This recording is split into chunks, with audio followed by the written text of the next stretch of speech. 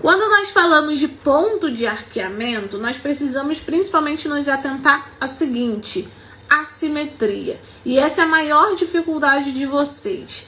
Por quê? Porque quando a gente encontra uma sobrancelha que é mais alta que a outra, e a gente não consegue traçar aquela linha paralela, ou seja, a linha base aqui de ponto de arqueamento, você tenta traçar, mas ela fica lá em cima. Uma sobrancelha mais alta que a outra.